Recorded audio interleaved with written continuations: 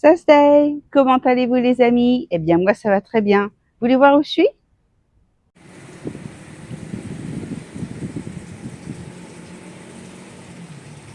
Alors ce qui est bien dans cet hôtel, c'est qu'il n'y a jamais personne à la piscine et au pire il y a une personne. Donc j'ai toujours pour moi toute seule. Et là on est juste derrière le Palais Royal.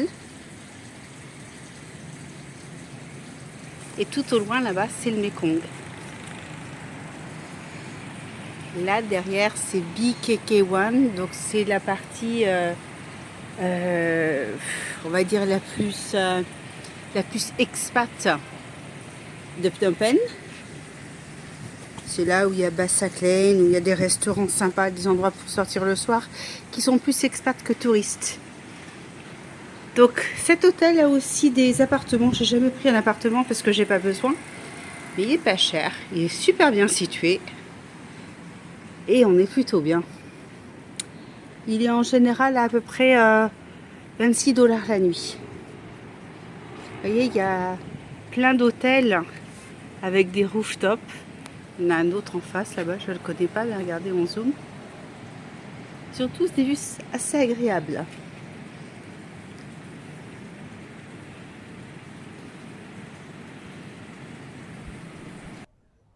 Vous m'avez demandé des informations sur le nouvel aéroport de Phnom Penh, donc allons-y.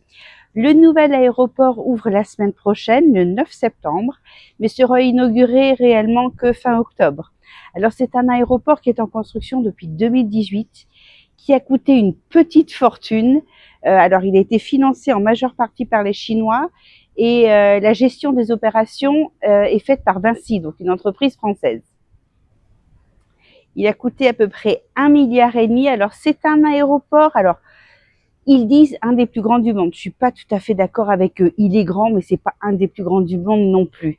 Ils s'attendent à avoir, alors on va recommencer au début.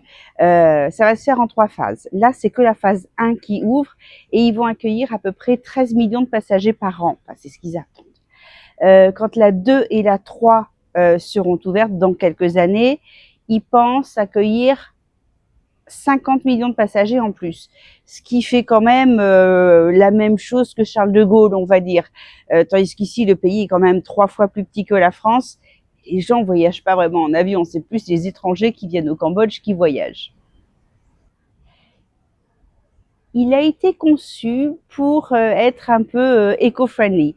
Donc, c'est un aéroport qui a énormément de lumière naturelle, qui a des panneaux solaires, des murs de végétation, un jardin botanique.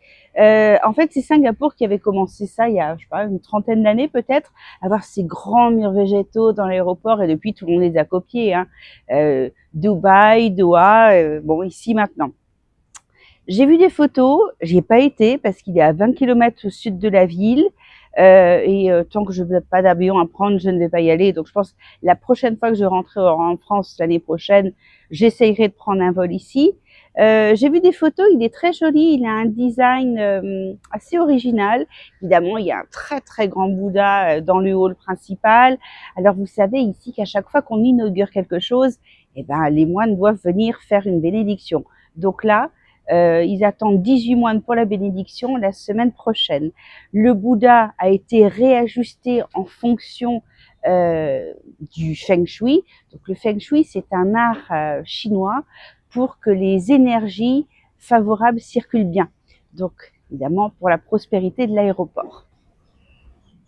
Ça va être une super opportunité pour le pays pour se développer encore plus. Alors la Thaïlande et les problèmes aux frontières ont commencé justement à faire à ce que le pays développe un peu plus ses propres ressources. Mais maintenant, ça va être amplifié par le nouvel aéroport. Pour l'instant, ce sont beaucoup de compagnies asiatiques qui sont représentées dans cet aéroport.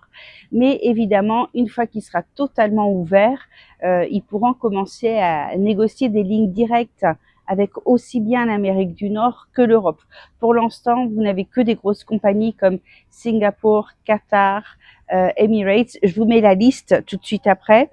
Et évidemment, n'oubliez pas que nos compagnies européennes sont en code share avec ces compagnies locales. Par exemple, si vous prenez un vol Lufthansa, vous vous retrouvez sur Singapore Airlines et vice-versa.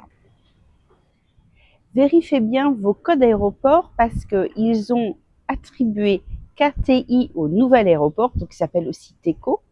Mais c'est un code aéroport qui existait déjà. C'était l'ancien aéroport de Kratché qui a fermé il y a quelques années. Donc faites attention de ne pas aller au mauvais endroit. Vérifiez bien lorsque vous vous enregistrez en ligne si le code est toujours le même. L'aéroport de Kratché est un aéroport qui est maintenant purement militaire et l'ancien aéroport de Phnom Penh, donc qui a le code PN1, lorsque tout aura été complètement transféré sur KTI, sera utilisé par l'armée et par l'aviation privée, donc les jets, les hélicoptères, même si je ne pense pas qu'il y en ait beaucoup ici, mais ça ne devrait pas tarder à se développer. Il y a aussi d'autres projets, mais là, c'est encore dans quelques années. Ils veulent construire un métro qui va rallier l'aéroport au centre-ville de Phnom Penh. Je n'ai pas vu de travaux, je ne sais pas si ça a déjà commencé, mais en fait, ils essayent de copier Bangkok où on peut aller directement de l'aéroport au centre-ville à moindre coût, de manière très rapide, en évitant toute la circulation. Parce que la circulation à Phnom Penh, oui, bah, comme dans toutes les grandes villes asiatiques, quoi. Il faut pas être pressé. Si on est en tuk-tuk, on a toutes les fumées dans le nez, c'est pas les plus agréables. Je vous montre les compagnies donc qui atterrissent à Phnom Penh. Cette liste, ce sont les compagnies qui fonctionnent déjà sur le territoire cambodgien. Et si j'entends qu'il y en a d'autres, je vous tiendrai au courant.